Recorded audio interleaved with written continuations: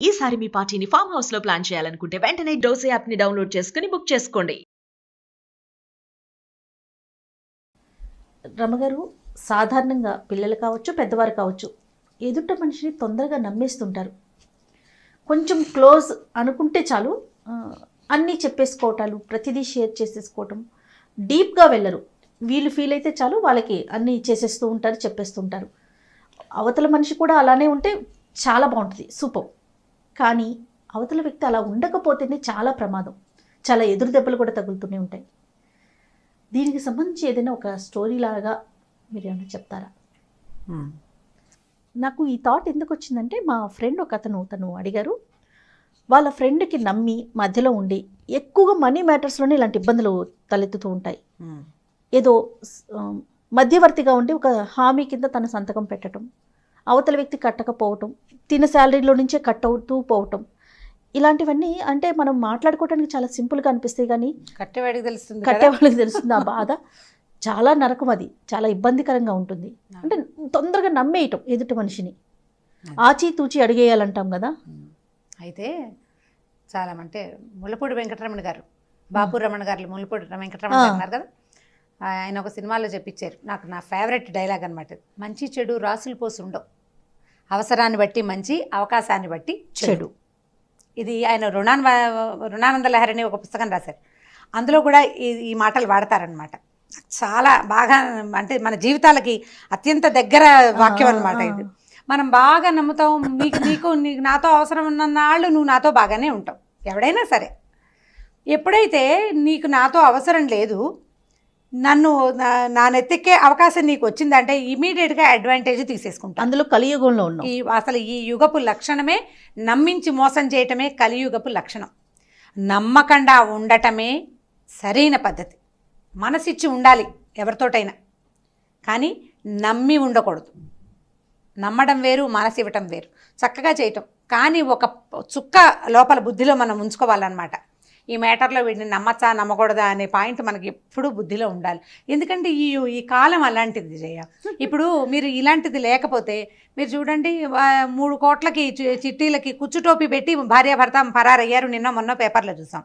ఒక 50 లక్షలకి కుచ్చుటోపి పెట్టి పరారయ్యారు. వీడు 15 ఏళ్ల నుంచి ఉన్న చిట్టి కంపెనీలు కూడా ఇవాళ బోర్డు తిప్పేస్తాయి. 50 ఏళ్ళ ఇవన్నీ నమ్మకం మీదే కదా. హత్యోదంతాలు అవి అయితే ఏవో పగలు ప్రతీకారాలు తాత్కాలిక క్షణికోద్రేకంలో చేస్తారు జయ. ఇలా నమ్మించటము అంటే, మోసం చేయటం అంటే నమ్మించాలి ముందు కదా. నమ్మించాలంటే కొంతకాలం పాటు మనతో వాళ్ళు బాగా ఉండాలి, అవకాశం కోసం చూడాలి, అవకాశం వచ్చినప్పుడు మోసం చేయాలి. అంటే ఈ పాయింట్ ఇవాళ మోసం చేయాలి అనేది వీళ్ళు ముందు ఎప్పుడో నిర్ధారించుకుని ఉంచుకున్న విషయమే కదా. వీళ్ళందరి నెత్తి మీద చెంగేసి పారిపోవటమే వాడి ఉద్దేశం. కాబట్టి నిన్ను నమ్మిస్తాడు. ఇలాంటిది ఆషాఢభూతి కథ అవన్నీ చెప్పాం మనం. అవును, ఇలాంటి కథలు జరుగుతూనే ఉంటాయి. అయితే ఇప్పుడు ఇవాళ రేపు నమ్మకాలు ఎలా ఉన్నాయంటే, ఏదో ఒక వ్యక్తిని నమ్ముతాం, ఒక పూజ చేయటం, ఒక పూజ, నీకు జాతకం బాగుండలేదు చూపించుకున్నావు, ఫలానా జాతకం నీ టైం బాగుండలేదు, మీరు ఆ పూజ చేయండి, పూజ చేస్తే బంపర్ ఆఫర్, నువ్వు తిరిగిపోతుంది నీ దశ అని చెప్తారు. వాళ్ళు బాగా కనపడుతున్నారు ఇవాళ రేపు. పూజలతోటి ఎలా దశలు తిరిగిపోతాయి చేయ నాకు అసలు అర్థం కాదు. ఇప్పుడు పెద్ద కొండరాయింది ఒక చోట, మనం చాలా ప్రయత్నం చేస్తే అతి కష్టం మీద దాన్ని ఒక 2-3 ముక్కలు తరిగి, అంటే కట్ చేసి లేదా 4 దెబ్బలు కొట్టి దాని సైజుని కొంచెం తగ్గిస్తాం అంతే. కొండని మాయం చేసేయటం మనుషుల వల్ల అవుతుందా? నువ్వేం చేస్తావు, ఉలి సుత్తి పట్టుకుని, ఓ పలుగో పారో పట్టుకుని మీ ఇంటిలి పాది దాని మీద పడి 4 పక్కల నుంచి ఉంటే తలా ఒక చిన్న ముక్క తీసి పొడి చేసి రుద్ది లాగి చేస్తే అది అంత కొండ అవ్వచ్చు, సైజు తగ్గించగలుగుతాను. అంతేగాని ఇది పోతుందా? పొరపాటును కూడా పోదు. అవునండి, మన కర్మానుభవాలు కూడా అలాంటివే. పూజలతోటి వాటితోటి ఏం పోవు. ఒకవేళ కనుక మనం పూజ చేసాం, వాడిని నమ్మాం, జ్యోతిష్కుడిని ఎవరినో ఇప్పుడు జ్యోతిష్యాన్ని అంటే, ఇప్పుడు జ్యోతిష్యాన్ని తప్పట్లా మీరు అపార్థం చేసుకోకండి, నేను తర్వాత చెప్తా ఆ పాయింట్. ఒక వ్యక్తిని నమ్మాం, వాడి పూజ చేయండి మీకు బంపర్ ఆఫర్ వస్తుంది, బ్రహ్మాండంగా కలిసి వస్తుంది చెప్పాడు. రాలేదనుకోండి, ఏంటండి గురుగారు మీరు చెప్పిన పూజ చేసాం, మాకేం తేడా రాలేదు అని మనం ప్రశ్నించాం అంటే అందరూ ప్రశ్నించరు. మనదే ఏదో పూజలో తప్పు ఉందిలేని మనమే సరిగ్గా చేయలేదని దిగుబడి ఊరుకుంటారు. ఒకళ్ళు ఉంటారు గట్టిగా ప్రశ్నించేవాళ్ళు, ఏమిటి మీ సంగతి, మీరు చేయమన్నారు చేసాం, ఎందుకు రాలేదంటే, మీరు ఆ రోజు ఏం డ్రెస్ వేసుకున్నారు అంటే ఆకుపచ్చ చీర కట్టుకున్నారంటే, ఆకుపచ్చ, అయ్యో పసుపచ్చ కట్టుకుంటే బాగుండేదమ్మా, ఆకుపచ్చే మిమ్మల్ని ఆపిందని చెప్తాడు వాడు. నమ్మించటమే కదా జయ. అంతే కదా. ఇప్పుడు నువ్వు గుడ్డిగా నమ్మావు కాబట్టి ఇది. ఇప్పుడు మీ పూజ చేసుకోండమ్మా, కష్టం పూర్తిగా తీరదు, మీకు కొంచెం బాధ తగ్గుతుంది అంటే నమ్ముతాం, బాగుంటుంది. కానీ మనకు నచ్చదు అది. మనకి ఈ కష్టం పోతుంది, మీ అమ్మాయి డాక్టర్ అయిపోతుంది, లేకపోతే మీ అబ్బాయి అమెరికా వెళ్ళిపోతాడు, ఇక్కడి నుంచి ఒక్క దూకులు అక్కడికి వెళ్తాడంటే మనకు నమ్మకంగా ఉంటుంది. అంతేగాని మీ అబ్బాయికి ఇంకో 4 మార్కులు పెరుగుతాయి ఈ పూజ చేసుకోండి అంటే మనకు నచ్చదు. ఎవరు మనకి బ్రహ్మాండమైనది చూపిస్తారో అది కావాలని కోరుకుంటారు మనుషులు. మానవ నైజాలు కదా జయ ఇవన్నీ. అవును, మానవ నైజం కదా. మనకి ఎవరి దగ్గర లేని ఒక బ్రహ్మాండమైన విజయాన్ని మనం పొందుతాము అంటే దానికోసం పరిగెడతాం. నువ్వు సాధ్యాలు ఆలోచించాం. 5,000 కట్టు, నీకు 5 లక్షలు సంవత్సరం తిరిగేసరికి వస్తుందంటే 5,000 నుంచి 10,000 వస్తుంది, పోనీ 15,000 వస్తుంది, 5 లక్షలు ఎలా వస్తుంది అని ఆలోచిస్తాం. ఆ థాట్ రాదు. ఆలోచించాం. బ్యాంకులో పెడితే ఒక అమౌంట్ని 10,000 పెట్టామనుకోండి, డబల్ అవుతుంది 4 ఏళ్లకి, 4 సంవత్సరాలకి బ్యాంకులో డబల్ అవుతుంది. ఇప్పుడు అవుతుందో లేదో నాకు తెలియదు, పాత సంగతి చెప్తున్నాను నేను. లేటెస్ట్ లేవని నాకు చెప్పకండి, నాకు తెలీదు, అలా అనుకుంటున్నాను నేను. ఇదివరకు అయితే అయ్యేది. మా తాతగారు నాకు 3 ఏళ్ళప్పుడు వేసిన 4,000 నా పెళ్లినాటికి 1,00,000 పైన ఎంతో అయింది జయ. 20 ఏళ్ళకి అది డబల్ అయ్యి 1,00,000 దగ్గరగా వచ్చింది. ఇప్పుడు గవర్నమెంట్ సెక్టార్లే సర్టెన్ టైం తీసుకొని అమౌంట్ ని తీసి, ఇప్పుడు అలాంటిది నువ్వు ఒక 10,000 కట్టు, పోనీ 5 లక్షలు కాదు 1,00,000 ఇస్తానన్నా నువ్వు నమ్మకూడదు కదా. నువ్వు 10,000 కట్టు, నీకు 20,000 ఇస్తాను అంటే కొంచెం పర్వాలేదు. నీకు 20,000 నచ్చదే, నీ 10,000 నీకు 1,00,000 కావాలని ఉంటుంది. అమ్మ మనం ఒక చెంబు తీసుకెళ్తాము నువ్వు దగ్గరికి వెళ్ళావు, లేదా చెరువు దగ్గరికి వెళ్ళావు, నువ్వు చెరువులో చెంబు ముంచావు, చెంబుడు వస్తాయా నీళ్ళు, బిందెలు వస్తాయమ్మా? రావు. ఈ బిందె మీద ఆసక్తి ఉన్నప్పుడు మనకి చెంబు చిన్నదిగా కనిపిస్తుంది, కానీ మన చేతిలో ఉన్న వస్తువు ఇదే అనే జ్ఞానం మనుషులకి ఉండదు. ఉండాలంటే ఎలా ఉంటుంది అయ్యా? మన పక్కన ఎవడో ఉన్నాడు, వాడు సడన్గా ఏదో బాగా సంపాదించేసుకుని బ్రహ్మాండంగా ఉంటాడు, మనమేమో ఇక్కడే ఉన్నామనిపిస్తుంది. వాడిలాగా అవ్వాలంటే ఏం చేయాలి? వాడేం చేశాడో అదే మనం కూడా చేయము, కొంచెం షార్ట్ కట్స్ వెతుకుతాం. ఈ షార్ట్ కట్స్, సడన్గా అద్భుతమైన జీవితం కావాలన్న కోరికలు, వాటి వల్ల మనం మోసపోతూ ఉంటాం జయ. అవతల వాడు మనని మోసం చేస్తాడు. ఇప్పుడు మీరు చెప్పినట్టు ఫ్రెండ్స్కి వాళ్ళకి వీళ్ళకి మధ్యవర్తిత్వానికి సంతకాలు పెడతాం. ఆ సంతకాలు పెట్టిన ఒక ఆవిడ పాపం నాతో మాట్లాడారు. ఆవిడ పేరు వివరాలు అవన్నీ నాకు జ్ఞాపకం కూడా లేవు, కానీ ఓ ఫ్రెండ్ కోసం చేశాను. ఆ అమ్మాయి వాళ్ళు నాతోటి సరిగ్గా బిహేవ్ చేయట్లేదు, ఏం చేయాలమ్మా అని నాకు జాలేసింది. ఏమన్నాలో ఏం చెప్పాలో తెలియలా. నమ్మద్దు అని చెప్పకూడదు. మనం నమ్మకుండా ఎలా ఉంటాం? నమ్మకపోతే జీవితం ఉందా అసలు? అన్నిటినీ నమ్మాల్సిందే కదా, కానీ గుడ్డిగా నమ్మద్దు. ఏ ఎక్స్టెంట్ వరకు నమ్మాలి, ఏ ఎక్స్టెంట్ వరకు నమ్మకూడదు, అది తెలిసి ఉండాలి మనకి. అయితే ఈ నమ్మకాలు సాధ్యాసాధ్యాల మీద ఒక పాత కథ ఉంది జయ. ఇది గొప్ప సరదాగా ఉంటుంది. ఆ కథని మనం ఇప్పటికీ చాలా సందర్భాల్లో ఆ వర్డ్స్ని వాడుకుంటూ ఉంటాం. మీకు తెలిసి ఉంటుంది అనుకుంటున్నాను నేను, కొంతమందికి ఖచ్చితంగా తెలిసి ఉంటుంది. ఒక పాత రాజుగారి కథ ఇది. ఓ రాజుగారికి ఆయనకి ఏదో కొత్తగా చేయాలని కోరిక, అందరికంటే డిఫరెంట్గా ఉండాలి, ఏదో చాలా అద్భుతంగా చేసేసేయాలి. మనం కూడా చూడండి, ఏదో ఫంక్షన్లకి వాటికి వీటికి పిల్లలకి బట్టలు కుట్టిస్తే ఈ మామూలుగా అందరూ వేసుకునే లంగా జాకెట్ కాకుండా ఏంటో విపరీతంగా చేయాలనుకుంటాం. ఏదో బట్టలు ఏదైనా కొనడానికి వెళ్తే ఇది ఆల్రెడీ ఉంది, ఈ చొక్కు ఉంది, ఈ పువ్వు ఉంది, ఈ పువ్వు ఉన్న డ్రెస్ ఇది వరకు వేసుకున్నాము అని కొత్తగా కొనుక్కోవాలనుకుంటాం. అంటే ఒకసారి వేసుకున్నది వేసుకోకూడదు, వాళ్ళు ఎవరో చేసింది మనం చేయకూడదని విపరీతాలు చేస్తాం. మనం జీవితంలో చేయగల మాటలు అందరూ అన్నం తింటున్నారని మానేసి మనం ఇంకోటి ఏదైనా ఎలా తినేస్తాము? అలాగే కదా ఈ రాజుగారికి కూడా అలా ఏదో విపరీతంగా చేయాలి. ఆయన అలా విపరీత పనులు కొన్ని చేస్తుండేవారు.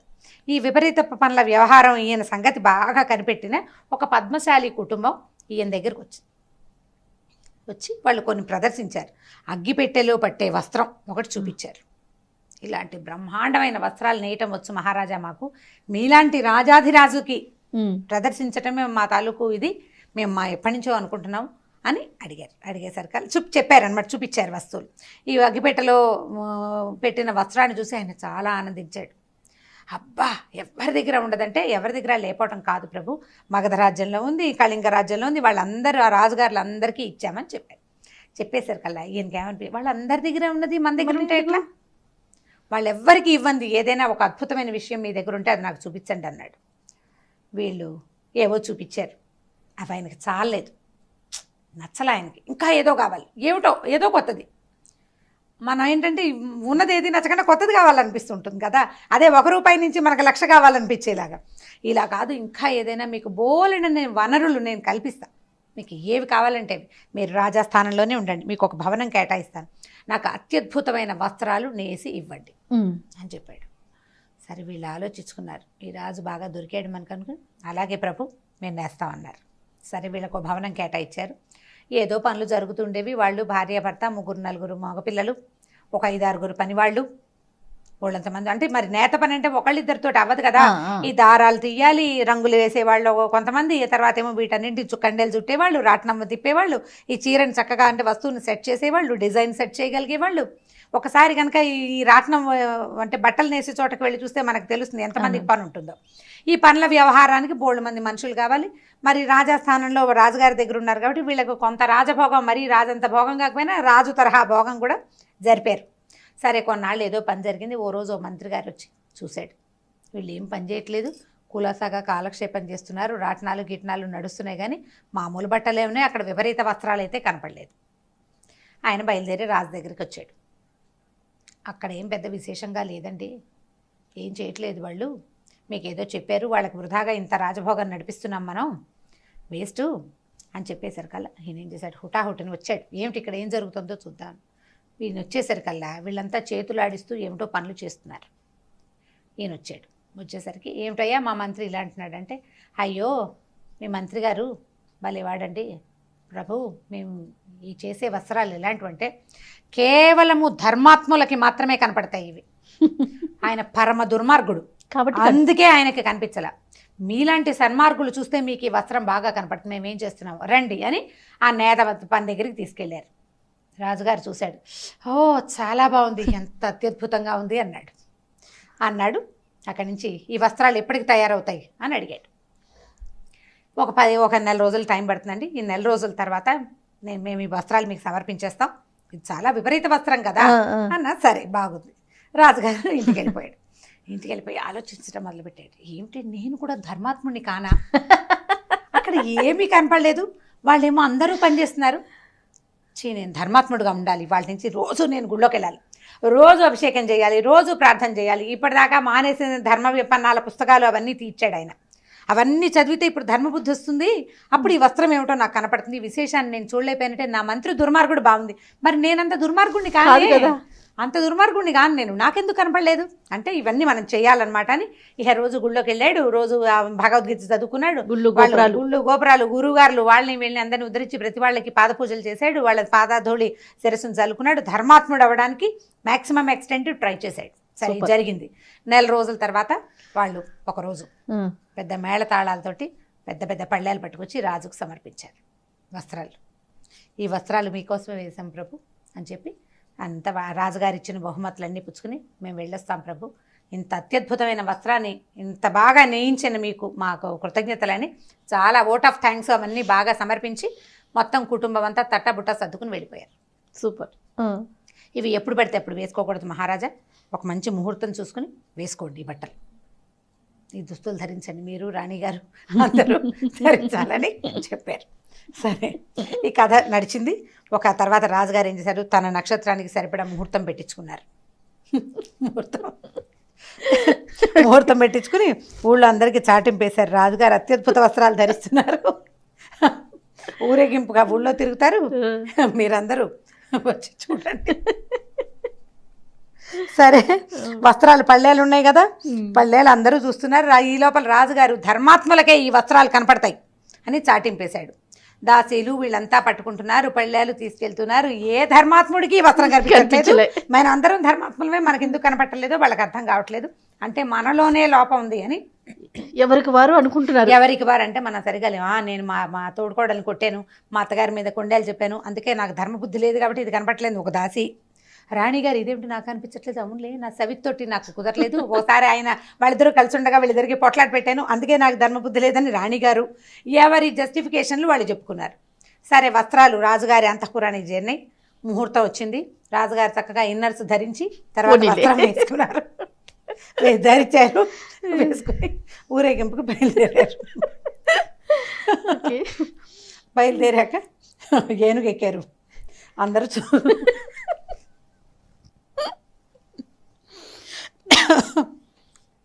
ఇంత నవ్వించిన కథ ఇంకొకటి లేదు. అవును రావు గారు. సరే మొత్తం ఊరేగింపు అంతా ప్రజలందరూ చూస్తున్నారు. ఇన్నర్స్ వీళ్ళ పక్కడేం లేదు. వస్త్రాలు ఏం కనిపించట్లేదు. అంటే ప్రతివాడికి మనం ధర్మాత్మలం కామేమోనన్న బితుకుంది లోపల. ఎవడికి వాడికి తెలుసు. ప్రతివాడు ప్రతి గురువింద గింజకి తాను అడుగున నలుపు ఉందనే సంగతి దానికి తెలుసు. అది చెప్పదు, ఎరుపే కనపడుతుంది, నలుపు కనిపించదు కదా. వ్యక్తులు కూడా ఏమనుకుంటారంటే మనది మనం దాచుకుంటాం, మన చెడ్డతనం మనం ప్రదర్శించకపోయినప్పటికీ మనలో మనకి తెలుసు కదా. మనకి తెలుస్తుంది. ఇప్పుడు నువ్వు ఎవరు చూడకుండా అన్నం తిన్నావు, నువ్వేం తిన్నావో నీకు తెలీదు, నీకు తెలుసు కదా. కాబట్టి ఎవరు మాట్లాడకుండా చూస్తున్నారు. ఏనుగు వెళ్తుంది, రాజుగారు రాణిగారు ఇద్దరు దేవతా వస్త్రాలతోటి వెళ్తున్నారు. అక్కడి నుంచి ఈ గుంపంతా వెళ్తుంది. జనాలంతా ఏమనాలో తెలియట్లేదు, ఏమంటే ఏమవుతుందో అర్థం కాదు. రాజుగారు అక్కడి నుంచి ఒక చిన్న పిల్లాడు, ఒక 4-5 ఏళ్ళ వాడు, ఏ రాజుగారు బట్టలు వేసుకోలేదు అన్నాడు. అనేసరికి జనాలందరూ నవ్వొచ్చింది, మిగిలిన వాళ్ళందరికి. ఇప్పుడు మనకు రావట్లేదు, అందరు నవ్వేసరికల్లా అప్పుడు రాజుకి అర్థమైంది, నాకొక్కడికే కాదు ఎవరికీ కనిపించట్లేదు. నా అతి మూర్ఖత్వంతో, ఏమిటి ఎవరు చేయలేని పనిని నేను అత్యద్భుతంగా ఎవరు వేసుకొని వస్త్రాన్ని వేసుకోవాలన్న నా వెర్రితోటి ఇలా అభాసు పాలైపోయానని వాడు ఒక మాట చెప్పి వీడిని నమ్మించేశాడు. ఇప్పుడు ఆయన ప్రశ్నించి నీకు కనపడుతుందా ప్రతి వాళ్ళు మాకు కనిపిస్తుంది అన్నారు. ఎందుకంటే నువ్వు ధర్మాత్ముడు కావని రాజు ఎక్కడ అంటాడు అని భయపడి ఊరుకున్నారు. చివరికి ఏమైంది, ఆయన అర్ధనగ్నంగా చేయాల్సి వచ్చింది, ఊరేగింపుకి వెళ్లాల్సి వచ్చింది. ఆయన ఒకటే కాదు, భార్యతో సహా అర్ధనగ్నంగానే ఇలా ప్రచారానికి అంటే ఊరేగింపుకి వెళ్ళవలసి వచ్చింది. సరే రాజుగారు ఇంటికి వచ్చేసాడు. అందరూ జనాలంతా సిగ్గుపడ్డారు, బాధపడ్డారు. కొన్నాళ్ళ పాటు రాజుగారు బయటికి రాలేదు. ఈ కథలో నీతి, రాజు ఏం తెలుసుకున్నాడో ఆయన ఇష్టం, ఆయన సంగతి ఆయనకు వదిలేదాం. మనమేం తెలుసుకున్నాం జయ, మీకేమర్థమైందో చెప్పండి. మన మామ్స్కి ఏమర్థమైందో ఒక్కొక్కళ్ళు ఒక్కొక్క మెసేజ్ పెడితే నేను సంతోషిస్తాను. నా కథలు సరిగ్గా జనాలకి రీచ్ అవుతున్నాయా లేదా అనేది నేను తెలుసుకుంటాను. నలుగురితో పాటు వెళ్ళాలి తప్ప ఎక్స్ట్రీమ్కి వెళ్ళి ఆలోచించొద్దు. మనకి దొరికేది మనం తీసుకోవాలి తప్ప మనమే సంథింగ్ డిఫరెంట్గా, అంటే మన ప్రయత్నం ఉండాలి కదా. ప్రయత్నం ఉంటేనే డిఫరెంట్గా ఉంటాం మనం. అవును, ప్రయత్నం ఉన్నా డిఫరెంట్గా, పూర్తిగా డిఫరెంట్గా విపరీతంగా ఉండలేం కదండి. ఒకటి. రెండోది, గుడ్డిగా ప్రతి వాళ్ళని నమ్మకూడదు. నువ్వు నమ్మితేనే నిన్ను మోసం చేయగలుగుతారు ఎవరైనా. వాడెవడో మోసం చేశాడు అంటే వాడిది తప్పు కాదు, నమ్మిన వాడిది తప్పు. నువ్వు నమ్మకూడదు. ఎంత మటుకు నమ్మాలి, నీ నమ్మకం గుడ్డిగా ఉండకూడదు. ఎస్, అక్కడ దాకా ఎందుకు జయ, బోల్డ్ అని ఉన్నాయి ఈ చిట్టీలు. తర్వాత ఏమో మనీ డెవలప్మెంట్ అంటే నువ్వు ఒక ముగ్గురిని చేర్పించు, ఇంకో ముగ్గురిని చేర్పిస్తారు, లింక్డ్ బిజినెస్ లో ఏదో అంటారు కదా అమ్మగారు. ఇవన్నీ అంటే జాగ్రత్తగా నడిచిన నాళ్ళు బాగానే ఉంటుంది. ఎక్కడో ఒక లింక్ బ్రేక్ అవుతుంది, పోతుంది. ఇద్దరు ఫ్రెండ్స్ ఉంటే ఒకడు అప్పు తీసుకుంటాడు, రెండో వాడు సాక్షి సంతకం పెడతాడు. అప్పు తీసుకున్న వాడు లేచకపోతే ఇది సాక్షి సంతకం పెట్టిన వాడు దొరికిపోతూ ఉంటాడు. కొంచెం అలాంటివి చేసేటప్పుడు కాస్త జాగ్రత్తగా ఉండటమే మంచిది కదా. ఎప్పుడు పాత మాట, కీడెంచి మేలెంచాలి. ముందు మన క్లోజ్ ఫ్రెండ్ అయినా మనవాడే అయినా కూడా మన దగ్గర కూడా ఒక ఆసరా ఉంచుకుని, ఇప్పుడు వాడి కోసం సంతకం పెట్టాం, వాడి వస్తువో వాడికి ఇంకా మిగిలిన మ్యాటర్స్లో ఏదైనా ఒక విషయాన్ని మన దగ్గర ఉంచుకుని సంతకం పెట్టాలి. ఫ్రెండ్స్కి మనం కాకపోతే ఎలా పెడతాం? కాకపోతే గుడ్డిగా పెడితే ఏమవుతుందంటే చివరికి మనం స్నేహితుల్ని నమ్మలేని దుస్థితిలోకి వస్తాం. అవును, అది కూడా ఒక సమస్యే కదా. కాబట్టి కొంచెం జాగ్రత్తగా ఉండాలి. ఈ కథలు చెప్పేది ఎందుకంటే పిల్లలు గుడికి దేవతావసరాల కథ సరదాగా చెప్పచ్చు, దాని నుంచి మనం కూడా కొంచెం తెలుసుకోవాలి కదా. అతిగా చేసేయాలన్న ఆత్రము, ఏదో విపరీతంగా చేసేసుకోవాలని ఆత్రము చేయకూడదు, అతిగా నమ్మకూడదు. ఈ 2 విషయాల కోసము మనం పిల్లలకి ఇలాంటి కథలు చెప్పుకోవచ్చు. ఈ కథ బాగా సరదాగా ఉంటుంది, ఇంట్రెస్టింగ్గా కూడా ఉంటుంది. నేను నా తరహాలో నేరేట్ చేశాను, మీరు మీ తరహాలో నేరేట్ చేయండి.